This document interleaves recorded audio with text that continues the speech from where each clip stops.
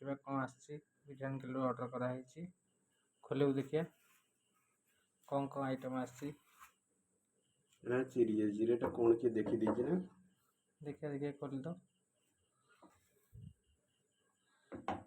ଦହି ଏଇଟା କ'ଣ ଦେଖିବା। ପିଆଜ ଲେମ୍ବୁ ଦୀପ ଆସିଛି। ଏଟା କ'ଣ ପାଇଁ କ'ଣ ଦୀପାବଳି ପାଇଁ ନା କ'ଣ? ହଁ ଆଉ ଗୋଟେ ଦେଖିବା। ଏଟା ମାନେ ଇଟା ପୁରେଇ ଦେଇଛି ନା ଆମର ଛୁରୀ କଟା କଟା ଗୋଟେ ଛୁରୀଟା ନେଇକି ଆସେ। ଯାଉ ଛୁରୀ ନେଇକି ଆସେ।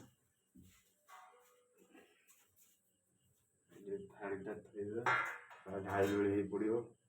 ଆମେ ଥୋଇବା ଆସ୍ତେ କରିକି ଆଣିବା ଦେଖିବା ତା ଭିତରେ କେଉଁଟା ଏରେ ଷ୍ଟିକର ଫାଟି ଫୁଟି ଗଲା ନା? ନା ଫାଟି ନା ତ କାଟିକି ବାହାର କର।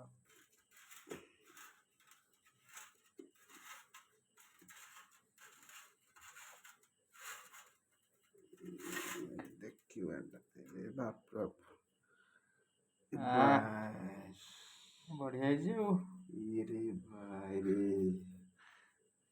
ମୁଁ ଭାବିతే ଇଟା ପୁରେଇ ଦେଇଛି ଦେଖିଲା ଆଉ ଠିକ୍ ଦେଇଛି ଆଉ। ଠିକ୍ ବିରିୟାନୀ ଦେଇଛି। ତାକୁ ଥାଳିକୁ ଦେଖିବା ଥାଳିରେ ପଡ଼ିଯାଇଥିବ ଟିକେ ଧୋଇଦେବା ଆମ ୱାସିଂ ମେସିନରେ। ଧୋଇ ଦେଇକି ସାବୁନ ଲଗେଇକି ଜଲ୍ଦି ଆଣ।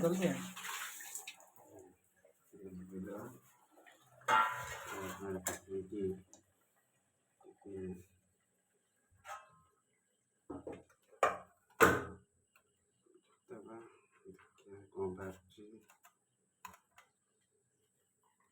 ଆରେ ଏତିକି ଟିକେ ନା କ'ଣ ଅଛି ମାଲଟା ଅଛି ଭିତରେ ମାଲଟା ଅଛି। ଚିକେନଟା ଅଛି। ତାହେଲେ ଗୋଟେ ଚାମଚ ନେବା। ଚାମଚ ନେଇକି ମସଲାଟା ବାହାର କରିବା।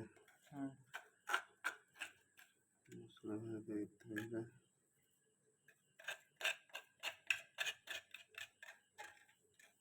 ଦେଖିବା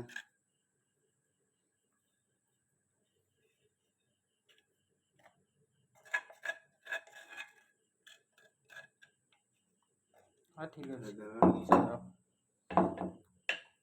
ଦହିଟା ଖୋଲିବୁ। ଦହିଟା ଆରେ ଏଟା ବାସି ଦହି କି ଦହି ଦେଖିବା। ବାସି ଦହି ନା ଠିକ୍ ଅଛି। ଦହିଟା ଠିକ୍ ଅଛି। ହଉ ଥାଉ ହେତିକି ବନ୍ଦ କରି ଖାଇଦେବା। ଏଇଟା ଦେଖିବା। ଖାଇବା ତ ପିଆଜ ଲେମ୍ବୁ ଦେଇଛି। ଗଛରେ ଲେମ୍ବୁ ନାହିଁ ନା କ'ଣ?